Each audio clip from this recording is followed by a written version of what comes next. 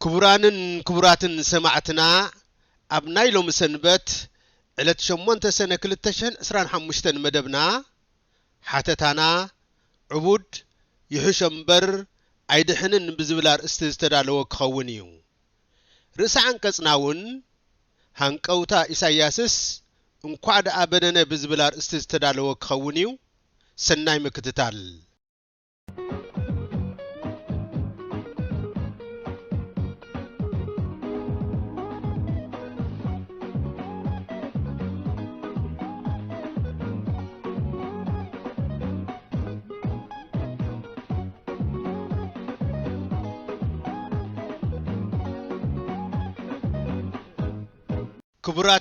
ክቡራንን ሰማዕትና ናይ ሎሚ ሓተታና ዕቡድ ይሕሾ እምበር ኣይድሕንን ብዝብል ኣርእስቲ ዝተዳለወ እንሆ። እዚ ሎሚ ጉጅለ ህግደፍ ዝጓዓዞ ዘሎ ኣዕናዊ መንገዲ ውጽኢት ናይቲ ነዊሕ እዋን ኣይፋልካን ዝብሎ ኸይረኸበ ክመጾ ዝጸንሐ ጎጉይ መንገዲ እምበር ብሃንደበት ዝሓደሮ ሕማም ከም ዘይኮነ ርዱእ እዩ። ሓደ ሰብ እንተሓሚሙ ብዘመናዊ ወይ ባህላዊ ሕክምና ክሓዊ ንቡር እዩ። ከምኡ ስለ ዝኾነ ሓደ ካብ ስድራታት እንተሓሚሙ መቕርቡ ተስፋ ኣይቆርጹን እዮም። ክሓዊ እዩ ዝብል ትጽቢቶም ከዓ ኣይጠፍእን እዩ። ኣብ ፖለቲካዊ እምነት እውን ኣብ ሓደ ኣጋጣሚ ገምጋምካ ተኸቲልካ ሓደ መንገዲ ትመርጽ እሞ ኣብቲ መስርሕ ዝመረጽካዮ ፖሊሲ ህዝባዊ ተቐባልነትን ውጽኢትን ዘይብሉ ኮይኑ ምስ ትረኽቦ ግዜ ሂብካ ክትመዝኖ ንቡር እዩ። ድሕሪዚ ወሲድካዮ ዝጸናሕኻ ኣገባብ ምቕያር ዘድልዮ ኮይኑ እንተረኺብካዮ ነቲ መስርሕ ብዘሳኒ ተመዓራርዮ። ነቶም በቲ ጉጉይ መንገዲ ክትከይድ እንከለኻ ዘይዕወትካዮም ተመሊስካ ትመሃረሎም። ኣብ ስራሕ ንዝሃስኻዮም ኣካላትካ ድማ ይቕሬታ ሓቲትካ ብተግባር ክትክሕሶም ይድለ። ኣብ ከምዛ ዓይነት መስርሕ ተሳትፎ ህዝቢ ነቲ ውጽኢት የማዕርጎ። ኢሳያስ ኣፈወርቂ ዝመርሖ ጉጅለ ዝመረጾ መንገዲ ከዓ ጉጉይ ብዛዕባ ምዃኑ ኣብ ቅድሚ ኩልና ብሩህ እዩ። እዚ ብስምዒት ዝብጻሕ መደምደምታ ዘይኮነ ብተግባር መርትዖ ዝተረጋገጸ እዩ። ነዚ ዝምስክሩ ውሱናት ኣካላት ዘይኮኑ ብፍላይ ህዝቢ ኤርትራ ብሓፈሻ ድማ መላእ ሕብረተሰብ ዓለም እዮም። ውሱናት ብኣጻብዕ ዝቝጸሩ ኣንታ ንበረልና ካብ ዕድሜና ነኪና ክንህበካ ዝብልዎ ካብ ኤርትራዊ ክውንነት ወጻኢ ኣብ ካልእ ዓለም ዝነብሩ ኤርትራውያን ምህላዎም ከዓ ነቲ ጉዳይ ኣገራሚ ይገብሮ። ገለ ወገናት ድማ ጉጅለ ህግደፍ ኣብቲ ንቡር ናይ ምስትውዓል ዓለም ዝነብር ዘሎና መሰሎም ኣብ ነፍሲ ወከፍ ኣጋጣሚታት ገለ ምሕወሲ ናብ ሰብ ዝኸውን ስጉምቲ ክወስድ ወይ ገለ ደኾን ይገብር ይኸውን ኢሎም ዝጽበዩ ሓሓሊፎም ይረአዩን ይስምዑን እዮም። እዚ ካብቲ ኣብ ንቡር ዓለም ዝነብር ኣካል እትጽበዮ እዩ። መራሕቲ ሃገር ወይ ገዛእቲ ሰልፍታት ንድምቀት ከም ዝኣመሰለ ረዚን ኣጋጣሚታት ኢሎም እሱራት ይምሕሩ። ምስ ገለ ወገናት ተባላሽዎም ዝጸንሐ ዝምድና ከም ዘመሓይሹ ቃል ይኣትዉ። እቲ ብሓደ ሰብ ዝዝወር ጉጅለ ህግደፍ ዝመርሖ ዘሎ መንግስቲ ግና ሃለዋቱ ዝምድንኡ ምስ ህዝቢ ኤርትራ ኾነ ሕብረተሰብ ዓለም ግና እዩ። ሃሰስ ኢልካ እዚኣ ጥዒትላቶ ኢልካ ትረኽበሉ ደሓን ትበሃል ነገር የብሉን። ስለዚ ካብ መሰረቱ ኩለንተናኡ ክዕረ ዝግብኦ እምበር ቆንጢርካ ወሲድካ ዝድሕን ሕማም የብሉን። ኣብ ከምዚ ኩነታት ሓደ ኣካል ንዕኡ ዝከኣል ኮይኑ ስለ ዝተረኣዮ ጉጅለ ህግደፍ ኣብዛ ኣጋጣሚ ከምዛ ዓይነት ኣወንታ ክገብር እዩ እንተበለ ከም ገበን ክትቆጽሮ ዝግባእ ኣይኮነን። እንተኾነ ካብቲ ናይ ነዊሕ ጉዕዞ ህግደፍ ነቒሉ ከስተብህል እሞ እንተስፍኡ ደረት ክገብረሉ ምንጋሩ ጌጋ ኣይኮነን። ስለዚ ጉጅለ ህግደፍ ሓንሳብ ስለ ዝዓበደ በትበብ ግዚኡ ዘስምዖ ዘይትግበር መብጻዓታት ደኣ ዝሓሾ ይመስል እምበር ከቶ ናይ ምሕዋይ ዕድሉ ኣዝዩ ጸቢብን ናብ ዘይከኣለሉ ዝተጸግዐን እዩ። ዘይሓዊ ካብ ኮነ እቲ ፍታሕ ህዝብን ሃገርን ጥሪሱ ኸይባደመን ከሎ ምእላዩ ምዃኑ ንጹር እዩ። ስለዚ ትጽቢትናን ጻዕርናን ኣብ ከመይ ይወገድ እምበር ኣብ ከመይ ይጥዕግ ክኸውን ኣይግብአን። ምኽንያቱ እቲ ናይ ምዃን ተኽእሎ ዘለዎ ምውጋዱ እምበር ምሕዋይ ስለ ዘይኮነ። ካብዚ ክንነቅል እንከለና ንሕና ደለይቲ ፍትሕን ዲሞክራስን ኤርትራውያን ኮነ ወጻዒ ጉጅለ ህግደፍ ኩልና ዓመታዊ ዝኽሪ ናጽነት ከነኽብር ክንዳሎ ባህርያዊ እዩ። ነዚ ኣጋጣሚ ዝተጠቒምና እንታይ ንግበር? እቲ ካብዚ ታሪኻዊ መድረኽ እዚ ኣማዕዲና እንሪኦ እንታይ እዩ ዝብሉ ሕቶታት ኣብ ምምላስ ግና ቃናና ኾነ መደብና በበይኑ እዩ። እቲ ጉጅለ ብኸመይ መግዛእታዊ ኣርዑቱ ኣብ ልዕሊ ህዝቢ ኤርትራ የትርር እዩ ዝሓስብ። ነዚ ብዝተፈላለዩ ብዕረ ዝተላዕጠጡ ላዕሊ ላዕሎም ግና መንገዲ ራህዋ ዝኸፍቱ ዝመስሉ ጭርሖታት የዋድዶ ንዝፈጸሞ ጥፍኣትን ህልቂትን ጀግንነት ተረኺቡ እውን ከምዘይ ይጠዓሰሉ ነጊርና ኣሎ። ንሕና ኸኣ ካብ ዝሓለፈ ተመክሮና ተማሂርና ነቶም ዝጭርሑ ላዕሊ ላዕሎም ዘይኮነስ እቲ ሓቂፎሞ ዘለዉ መርዚ ኣለሊና ብምርዳእ ብመንጽር ህግደፍ ካብዚ ዘለናዮ ሕማቕ ዘመን ናብ ረሃዋ ዝመርሓና መቃልሕ ብምስማዕ ኢና ነዚ ኣጋጣሚ ክንዝክሮ ዝግባአና። እቶም ኣብቲ ጸልማት ክንነብር ዝደሊና ምእንቱ ዝሰርሑ ደገፍቲ ህግደፍ ዝወሓደ ክነሶም ስለምንታይ እቶም ዝበዝሕና ብሃግቲ ራህዋ ዘይንዕወት ንዝብል ሕቶ ኸኣ ብግቡእ ክንምልሶ ይግባአና። ንባዓልና ንኸምዚ ዓይነት ምስግጋር ተዘይተጠቒምናሉ ድማ መዓልቲ ይመጽእ ይሓልፍ ካብ ምዃን ሓሊፉ ካልእ ትርጉም ኣይክህልዎን እዩ።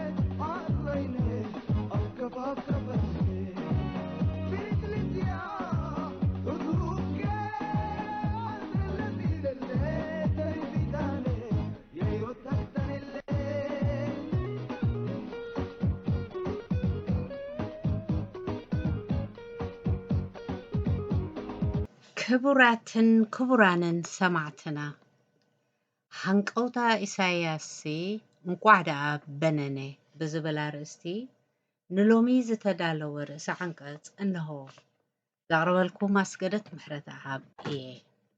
መበል 34 ዓመት ዝኽሪ ነጻነት ኤርትራ ኣብ ዝቐረባ ተዘኪሩ ኤርትራውያን ኣብ ውሽጢ ሃገር ይኹን ኣብ ኩሉ ኩርናዓት ዓለም ካብ ድሮታ ዕለት ጀሚሮም ዘለዎም ናይ ኣተሓሳስባ ፍልልያት ኣቦትኡ ኮይኑ ንነጻነትን ልዕላውነትን ሃገሮም ዘለዎም ክብሪ ኣንጸባሪቖም ምእንቲ ነጻነት ክቡር ህይወት ንዝኸፈሉ ስዋዕት እውን ኣመጒሶም።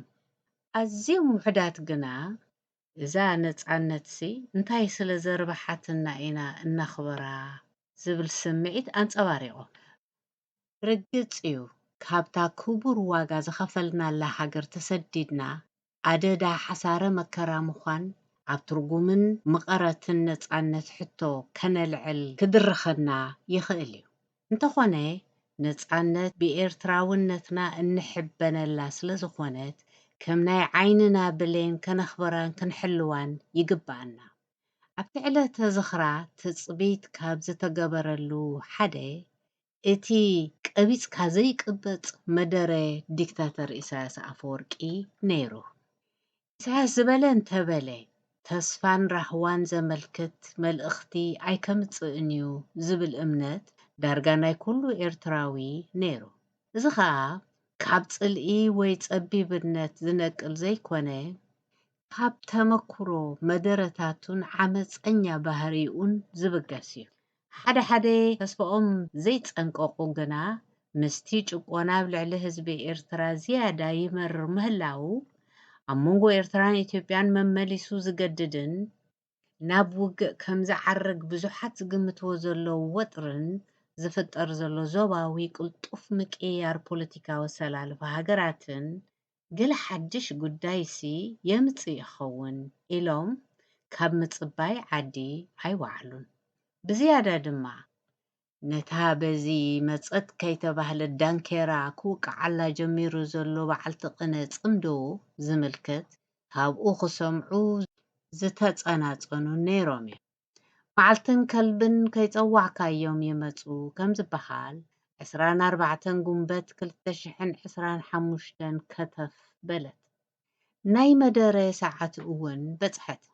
ኢሳያስ ኣብቲ ናይ 21 ደቓይቕ መደረኡ ከምቲ ግምጥልሽ ኣካይድኡ ብግዳማዊ ዛዕባ ብምጅማር ንኣሜሪካ፣ ኔቶ፣ ቻይናን ሩስያን ዝኣመሰላ ኣብ ዝምልከቱ ዛዕባታት ጣሕሙሽሙሽ ኢሉ ከምቲ ክንዳኻ ዘይኣኽላስ በኣኻ ይውዕላ ዝበሃል ምሳሌ ናብ ኣሜሪካ ተመጣጢሩ ብቁጠባዊ ኮነ ወተሃደራዊ መዐቀኒ ሓያልን ሃብታምን ዘይኮነት ከነሳ መሲላ ክትቀርብ እትፍትን ብምባል ብኣሃዛት ዕዳኣ እናጠቐሰ ኣናኣይስዋ ነቶም ናይ ቅድም መራሕታ ብውድቀታታ ተሓተቲ ገይሩ ናብ ህልዊ ፕረዚደንት ዶናልድ ትራምፕ ኣሻርዩ ኢድ ክነስእን መሻርክቱ ምዃኑ ከርእን ፈቲኑ ኣብ ሓፈሻዊ ፖለቲካዊ ኩነታት ዞባና እውን ኮሊሉ ንኢትዮጵያ ብዝምልከት ኣትኩይሩ ንምድህሳስ ዝያዳ ግዜ ወሲዱ። ኣብቲ ቅድሚ 7 ዓመት ኣብታ ሃገር ብምድማር ጀሚሩ ብሰልፊ ብልፅግና ዝቐፀለ ምትዕርራይ ሪፎርም ዝብሎ ተስፋ ከም ዝነበሮ ኣመልኪቱ ንምዕዋቱ ከም ዝፀዓተ ኣግሂዱ። ዋላ እኳ ሎሚ ነቲ ተስፋ ተነቢሩሉ ነይሩ ዝበሎ መስርሕ ለውጢ ኢትዮጵያ ሃንቀውታና በኒኑ እንተበሎ በቲ ክሳብ ውዕል ፕሪቶርያ ዝኽተም ኣብ ጉዳይ ኢትዮጵያ ኣትዩ ዝገበሮ ከምዘይተጣዕሰን ነቲ ዝበነነ ህይወት ኣብ ምስራፅ ክቕፅል ምዃኑን ክሕብር ኣይሓፈረን። እዚ ድማ ነቲ ሓደ እዋን ተኾሊፍና ዝበሎ ተመሊሱ ብሃንቀውታና በኒኑ ዘድምቆ ዘሎ ምዃኑ የርኢ። እቲ ዘገርም ከዓ ነቲ ክፍፅሞ ዝፀንሐ ዘራጊ ኣካይዳ ኣይጠዓሰሉን እየ ምባሉ እዩ። እቲ ኣይጠዓሰሉን እየ ዝበሎ እቲ ኣብ ኣደባባያት ኤርትራን ኢትዮጵያን ኣንታ እዚ ሰብኣይሲ ዓቢዱ ግዲኡ ክሳብ ዝበሃል ህዝቢ ኤርትራን ኢትዮጵያን ክልተ ህዝቢ እዩ ዝብሉ ነቲ ታሪክን ሓቅን ዘይፈልጡ እዮም። ድሕሪ ሕጂ ቀዳማይ ሚኒስትር ኢትዮጵያ ኣብይ ኣሕመድ ንኽመርሓና ብስምዒት ዘይኮነ ብሓቂ ወኪለ ኣለኹ ኣነ ድማ ኣብ ጎንኻ ኣለኹ ወዘተ ንዝበሎ ልዕላውነት ኤርትራን ክብሪ ህዝባን ኣብ ምልክት ሕቶ ዘእቱ ቀበጥበጥ እዩ። ስለዚ ዘይጠዓሰሉ ንቕፅሎ እዩ ምባሉ ከዓ ሓድሽ እኳ እንተዘይኮነ ናይ ጥዕና እዩ ክትብሎ ኣዝዩ ኣፀጋሚ እዩ። እዚ ጥራይ ዘይኮነ ቅድሚ ሃንቀውትኡ ካብ ሰልፊ ብልፅግና ምብናኑ ምስ ኣብይ ኣሕመድ ተመሓዝዩ ኣብ ውግእ ትግራይ ኣትዩ ጠንቂ ህልቂት ኤርትራውያንን ተጋሩን ብምዃኑ ኣብ ክንዲ ንወለዶም ከምቲ ንቡር ኣርዲኡ ይቕረታ ምሕታት ክንቅፅሎ ኢና ምባሉ ነቲ ሓደ እዋን ኣይከሰርናን ኢሉ ልቢ ኤርትራውያን ወለዲ ዘድመዮ ድሓር ድማ ተኾሊፍና ብዝብል መዓንጥ ኣዴታት ትግራይ ዘሕረሮ ሎሚ ድማ ሃንቀውታና በኒኑ ክብል ምድፋሩ ክሳብ ክንደይ ብዘይተኣደነ ምፍሳስ ደም ዘይረወየ ብስቃይ ሰባት ዝሕጎስ ርጉም ምዃኑ ዘርኢ እዩ። እቲ ካልእ ዘገርም ኣብ ኢትዮጵያ ጀሚሩ ነይሩ ዝበሎ መስርሕ ለውጢ ምብናኑ ዘሻቐሎ ምዃኑ ዝጠቐሶ እዩ። ኣብ ኤርትራ ድምፂ ለውጢ ንኸይስማዕ ከይደቀሰ ዝሓድር ዲክታተር ኣብ ኢትዮጵያ ናይ ለውጢ መቐፀሊ መሲሉ ክቐርብ ምፍታኑ ክሳብ ክንደይ ብተገራጫዊ ኣተሓሳስባ ይህወፅ ከም ዘሎ የመልክት። እዚ ከዓ ካልእ መርኣያ ናይቲ ኣብ ልዕሊ ህዝብና ዘለዎ ኣሽካዕላልን ንዕቐትን ምዃኑ ምስትውዓል ዘድልዮ እዩ።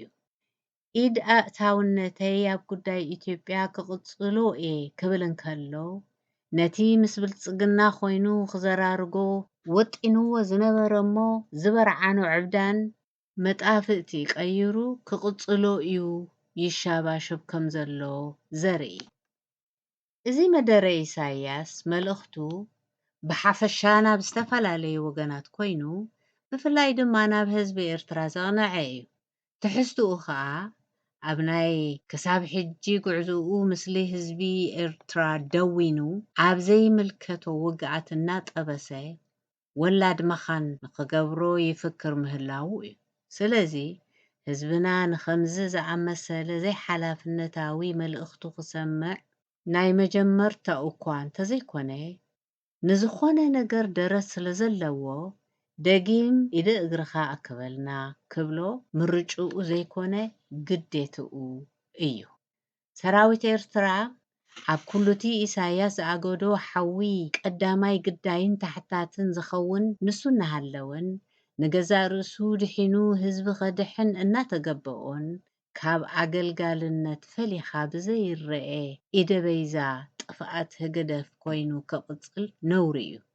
ብውሕዱ ንገዛእ ርእሱ ዘይምድሓኑ ድማ ክሳብ ክንደይ ኣብ ትዕዝብቲ ከም ዘውድቆ ከስተብህል ይግብኦ። ደንበ ተቃውሞ ኤርትራ በዚ ናይ ኢሳያስ መደረ ጥራይ ዘይኮነ በቲ ሓፈሻዊ ኩነታት ሃገርና ይሻቐል ከም ዘሎ ርዱእ እዩ።